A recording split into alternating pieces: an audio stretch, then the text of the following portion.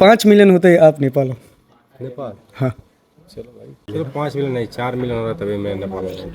As you guys know कि तुम्हारा Sam भाई आया है अपने गांव, और गांव आने के पीछे का सबसे विशेष कारण है दादी के हाथ का खाना। हम सबको पता है कि चूल्हे पे बने हुए खाने का स्वाद ही अलग है, और साथ ही साथ खाना जब मेरी दादी के हाथ का हो तब तो बात ही अलग है। इस बात और इस स्वाद से वही रिलेट कर सकते हैं जो गाँव जाते हैं या फिर गाँव में रहते हैं। मैं बैठ के खाने का स्वाद ले ही रहा था कि इतने में मुझे एक बात पता, अगर आप लोग सोशल मीडिया पे बहुत ही ज्यादा एक्टिव हो या फिर आपने बैटल ग्राउंड देखा, तो आप लोग बिहारी टार्जन AKA राजा यादव को तो पक्का जानते हो, जिनके बैटल ग्राउंड में एंटर होने के बाद से कंटेस्टेंट ने जीतने की उम्मीद छोड़ दी थी। तो वही जजेस लोग को टेंशन था कि ये कहीं किसी को निपटा ना दे। इसको टेंशन तो नहीं बोलेंगे, हटी पड़ी थी सबकी वहाँ पे। वेल, मजे की बात यह कि राजा भैया हमारे ही गांव के, और उनका घर मेरे घर के बहुत ही ज्यादा पास। बिना किसी देरी के मैं पहुंच गया सीधा राजा भैया के अखाड़े उनसे मिलने के। उनके अखाड़े वाले मूव्स देखने के बाद से मैंने सोचा इनको थोड़े बहुत WWE दिखा। हाँ, पर ऑनेस्टली बताओ तो इन अखाड़े के पहलवानों के सामने मैं कुछ भी नहीं। वैसे अखाड़े के बारे में अगर मैं बताऊं तो इन भैया लोगों से मुझे ये पता चला कि इसमें हल्दी, दूध, घी और भी बहुत सारी चीजें मिलाई जाती है।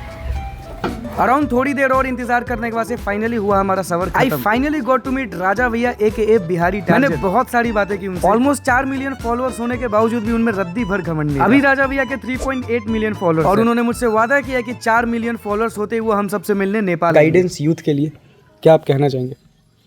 अपने माता पिता का साथ रहे, घर पे रहे, अपने माता पिता को देखे कि कैसे संघर्ष करके हमें पाल पोस रहे हैं, कैसे परवरिश कर रहे हैं।